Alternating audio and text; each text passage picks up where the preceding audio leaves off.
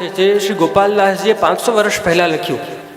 આનો આધાર લઈને અને નામ રત્નાકર સ્તોત્રનો આધાર લઈને પ્રિયજનો આપણે 3 દિવસની યાત્રાને આગળ લઈ જઈશું. તો પ્રિયજનો, વિષયમાં પ્રવેશ કરતા શ્રી ગુસાઈજીનું ચરિત્ર, શ્રી વિઠ્ઠલનાથજીનું ચરિત્ર આપણા ત્યાં પ્રિયજનો પુષ્ટિ માર્ગમાં પ્રત્યેક તત્વની ચર્ચા છે ને 3 રીતે થઈ. કેટલી રીતે થઈ? 3 રીતે. એક છે આદિ ભૌતિક રૂપ, એક હોય છે આધ્યાત્મિક રૂપ અને એક હોય છે આજ દૈવિક રૂપ. પ્રત્યેક વસ્તુનો, પ્રત્યેક પદાર્થનો, શ્રી યમુનાજી હોય કે શ્રીનાથજી હોય કે શ્રી મહાપ્રભુજી હોય કે શ્રી ગુસાઈજીની હોય, પ્રત્યેક પદાર્થોની આપણા ત્યાં ચર્ચા 3 રીતે કરવામાં આવી. એમ શ્રી ગુસાઈજીનું પણ પ્રિયજનો આપણે ત્યાં 3 સ્વરૂપ બતાવવામાં આવ્યું છે. પ્રથમ એ પ્રભુ રૂપ, પૂર્ણ પુરુષોત્તમ રૂપ શ્રી ગુસાઈજી. બીજું એક આચાર્ય તરીકે, એક ગુરુ તરીકે એક આચાર્ય રૂપ શ્રી ગુસાઈજીનું, એ બીજું સ્વરૂપ. અને ત્રીજું સ્વરૂપ એ ભાવનાત્મક રૂપ, એ આજ દૈવિક રૂપ, એ છે શ્રી ચંદ્રાવલીજી. પ્રથમ સ્વરૂપની જો ચર્ચા કરીએ પ્રિયજનો, તો ગુસાઈજી એ પ્રભુ રૂપ, જેમ મેં આ બધાને પહેલા પણ કહ્યું કે તે કશું ન સંદેહ, ક્યારે પણ વૈષ્ણવને શ્રીનાથજીમાં અને શ્રી ગુસાઈજીમાં કદી ફેર નથી જોવો.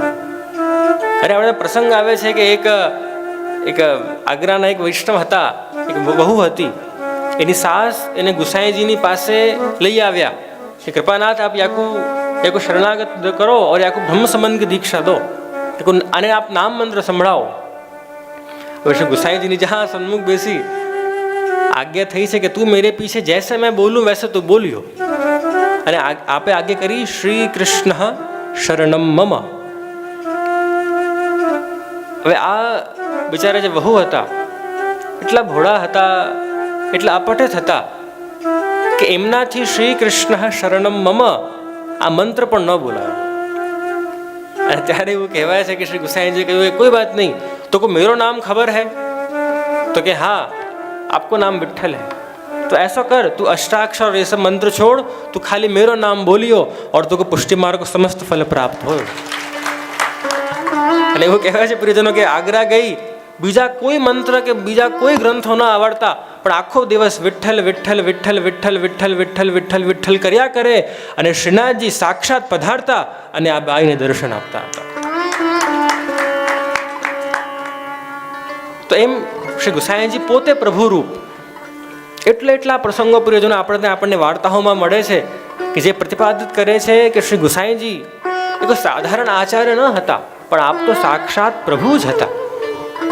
એક વૈષ્ણવ હતા ને કે જેમને ભાગવતજી ગુસાઈજી ભણાવવા ગયા, અને ભાગવતજી ભણાવતા હતા પણ એ વૈષ્ણવને કાંઈ સમજ ન પડતી હતી, કારણ કે બિચારા ભોળા હતા. ગુસાઈજીએ મોકલે એમને ઉજ્જૈન કે જાઓ આપ વહાં મેરો વૈષ્ણવ હૈ, વાકે પાસ ભાગવત પઢ કે આવો. અને આવ્યા 1 મહિના પછી તો આખી ભાગવત કંઠસ્થ હતી. વૈષ્ણવને બોલાવ્યા અને પૂછ્યું કે અરે ભાઈ તે આવો તે શું ચમત્કાર કર્યું કે 1 મહિનામાં અમને આખી ભાગવત આવડી ગઈ? अरे कृपानाथ हमारी कोई क्षमता नहीं है, तकलीफ खाली इतनी हती कि आप याकू भागवत के सभी अर्थ ठाकुर जी परक करा के समझा रहे, पर याकी आसक्ति आप में हती, इसलिए मैंने इतनो ही कियो कि भागवत के समस्त अर्थ आपके तरफ करके समझाए, और ये आलिया को 1 महीना में पूरी भागवत कंठस्थ हो गई. कारण કે આની આસક્તિ આપમાં હતી. એટલે પ્રિયજનો એ ગુરુ પ્રત્યે કેવી શ્રદ્ધા હોવી જોઈએ એ આપણને ગુસાઈજીના સેવકોથી ખબર પડે છે. અને એ વાત કે ગુસાઈજીમાં અને ઠાકોરજીમાં આપણને કદાપી ફેર નથી જોવો. તે કછું ન સંદેહ એન મેન બ્રજરાજ ઉછંગે. પ્રસંગ છે ને છીતુ ચોબેનો, કે આ જે ચોબેજી હતા આમ સ્વભાવના બહુ ધમાલી અને એવા હતા. ગામમાં એમનું આમ નામ સારું નહીં, છીતુ ચોબે. ગુસાઈજી ગામમાં પધાર્યા અને એમ થયું કે ચાલો આ એટલું નામ સાંભળ્યું છે આમનું કે આવા ગુસાઈને, આવા મહાપ્રભુજીના પુત્રને આવા ગ્રંથો રચ્યા અને આવા પ્રવચનો કરે છે, ચાલો આપણે જઈને જોઈએ કે એમનામાં શું વાત છે. અને જ્યાં પરીક્ષા કરવા શ્રી ગુસાઈજીની ગયા, એક ખોટું નારિયેળ લઈ ગયા અને એક ખોટો સિક્કો આ લઈને શ્રી ગુસાઈજીના સન્મુખ જ્યાં જવા લાગ્યા છે. એમની સાથે એમના 3-4 મિત્રો પણ હતા કે આપણે બધા મળીને પરીક્ષા કરીએ કે ગુસાઈજીમાં સાચે કઈ વાત છે કે આવા પાખંડી કોઈ ઢોંગી ગુરુ છે. અને જ્યાં કક્ષમાં બિરાજતા હતા શ્રી ગુસાઈજી, અને જ્યાં આ છીતુ ચોબે કેવલ પ્રવેશ કર્યો, ગુસાઈજીએ જોતા જ આજ્ઞા કરી, આવો છીતુ ચોબે, આવો આવો છીત સ્વામી આવો. મને થયું કે અરે આમને મારું નામ કઈ રીતે ખબર છે? હું તો પહેલી વખત આમનાથી મળું છું, અને આવા કેવા આચાર્ય છે કે આમને મારું નામ પણ ખબર પડી ગયું. અને જો હવે નામ ખબર છે તો મારા બધા જ કાંડ આમને ખબર હશે. ડરી ગયા છે, શું કરું. અને પોતે જે પરીક્ષા કરવા માટે જે નારિયેળ અને જે સિક્કો લાવ્યા હતા એને આમ છુપાવી લીધા પાછળ, અને દંડવત કરી છે જ્યાં ગુસાઈજીને. અરે છીત સ્વામી, तुम मेरे लिए जो भेंट लाए थे वाको तो निकालो. પછી આમને આ પણ ખબર છે કે હું આમના માટે ભેટ લાવ્યો હતો. આજે તો પાકા મર્યા આપણે. મનમાં વિચાર કરતા કરતા ધીમેથી જ્યાં એમને પોતાના નારિયેળ અને ખોટો સિક્કો કાઢ્યો અને શ્રી ગુસાઈજીને સન્મુખ ધર્યો છે. ગુસાઈજીએ પ્રિયજનો ત્યાં ને છીત સ્વામીની આંખોની સામે એ નારિયેળને પોતાના જ હાથથી ફોડ્યો અને એમાંથી જળ આવવા લાગી ગયો.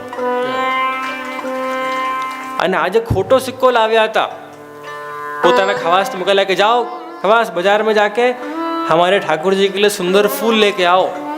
અને 5 મિનિટમાં જોયા તો સુંદર ફૂલ લઈને એ ખવાસ આવી ગયા હતા. છીત સ્વામી પૂછ્યું કે આ બધા સિક્કાઓ ચાલી ગયા? તો કે હા ચલેંગે, આપને સિક્કે ભેટ દિए તો ક્यों નહીં ચલેંગે. અને ત્યારે એમનો એટલો બધો આશ્ચર્ય કે જે હું નારિયેળ લાવ્યો એમાંથી પણ પાણી નીકળી ગયું, અને જે હું ખોટા સિક્કાઓ લાવ્યો હતો એનાથી પણ ઠાકુરજીની માટે ફૂલની સામગ્રીઓ આવી ગઈ છે. એટલે હવે આજથી એ સાબિત થયું છે, એ પ્રમાણિત થયું છે કે આ ગુસાઈજી એ કોઈ જેવા તેવા ગુરુ નથી, પણ એ તો સાક્ષાત પરમાત્મા છે, તો સાક્ષાત શ્રીનાથજી જ છે. અને ત્યારે આનંદમાં કે અરે ये तो वही श्रीनाथ जी हैं कि जिन्होंने हम सब ब्रज भक्तों पे कृपा કરી હતી. અને આનંદમાં છીત સ્વામીએ પોતાના જીવનનું પ્રથમ પદ લખ્યું, પ્રિયજનો, ભઈ અબ ગિરધર સો પહેચાન મેરી. આજ છીતુ ચોબે જે આવા ધમાલી ચોબાજી હતા, એમના પુત્ર હતા. ગુસાઈજીની એટલી કૃપા થઈ પ્રિયજનો કે આગળ જઈને આજ છીતુ ચોબે એટલા ઉચ્ચ કોટીના વૈષ્ણવ બન્યા કે શ્રીનાથજીના અષ્ટ સખાઓમાંના એક સખા, જેનું નામ શું હતું? છીત સ્વામી આપ થયા છો. અને પછી તો આપણે એવા કીર્તનો લખ્યા કે ન પૂછો વાત. હું કપટ કરવા આવ્યો તો ગુસાઈજીની સાથે. કપટ રૂપ વહે છલવે આયો, પુરુષોત્તમ નહીં જાન. હું મારી બુદ્ધિ માયાથી ભ્રમિત હતી, એટલે હું સમજી ન શક્યો કે આ જે છે તો સાધારણ ગુરુ નથી, પણ આ તો સાક્ષાત પૂર્ણ પુરુષોત્તમ છે. અને એનું વર્ણન કરતા તમે આ બધાને ખબર જ હશે કે દર કીર્તનમાં અંતિમ પંક્તિમાં જે કીર્તન લખવાવાળા હોય છે એનું નામ આવે છે, એને છાપ કહેવામાં આવે છે. તો જો કારણ કે આ કીર્તન છીત સ્વામીજીએ એ સમયે લખ્યું, એટલે હવે છીતુ ચોબેથી આપ કોણ થઈ ગયા? છીત સ્વામી. અને એટલા માટે આ કીર્તનમાં છાપમાં ગાય છે. તો આવી રીતે પ્રિયજનો, ગુસાઈજીનું પ્રથમ સ્વરૂપ એ છે પૂર્ણ પુરુષોત્તમ સ્વયં પ્રભુ સ્વરૂપ. આપનો બીજું સ્વરૂપ એ છે આચાર્ય રૂપ, એ છે ગુરુ રૂપ. એવા ગુરુ કે જેમને જરા પણ કોઈ પણ જાત પાતનો ભેદભાવ નથી. એ સમયમાં જ્યારે પ્રિયજનો કન્યા વિક્રય થતો હતો, છોકરીઓને વેચતા હતા, એ સમયમાં એ પદ્ધતિ કોઈએ રોકી હોય એ સમયમાં તો આપણા ગુસાઈજી હતા પ્રિયજનો. આ વાતનો ગૌરવ પ્રત્યેક વૈષ્ણવને હોવો જોઈએ. લોકો માનતો હોય કે પુષ્ટિ માર્ગમાં સમાજ સેવા નથી. કોણ કહે છે સમાજ સેવા નથી? ગુસાઈજીએ તો એક મુસલમાનને જલ પીવડાવ્યું, કુંજરીનો પ્રસંગ આપ બધાને ખબર હશે. કન્યા વિક્રય બંધ કરાવડાવ્યો. એવા ખોટા જે સામાજિક તौर તરીકાઓ હતા એ બધાને રોકવાવાળા કોઈ હોય તો આપણા મહાપ્રભુજી અને આપણા શ્રી ગુસાઈજી છે પ્રિયજનો. અને એટલા માટે આચાર્ય સ્વરૂપ, અને એવા આચાર્ય કે જેમનો ખાલી વૈષ્ણવ સૃષ્ટિ પર પ્રભાવ ન હતો, પણ આજે તમે જો સ્વામિનારાયણ સંપ્રદાય,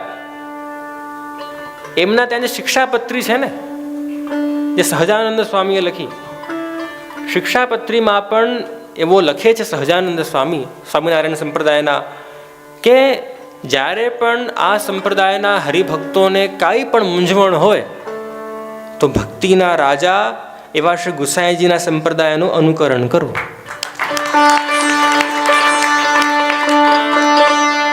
આ વાત પોતે સહજાનંદ સ્વામી લખી ગયા. એટલે એવું ન હતું કેવલ વૈષ્ણવ સમાજ પર આપનો પ્રાબલ્ય હોય કે એમનો આધિપત્ય હોય, પ્રત્યેક સમાજ પર આપનો આધિપત્ય હતો.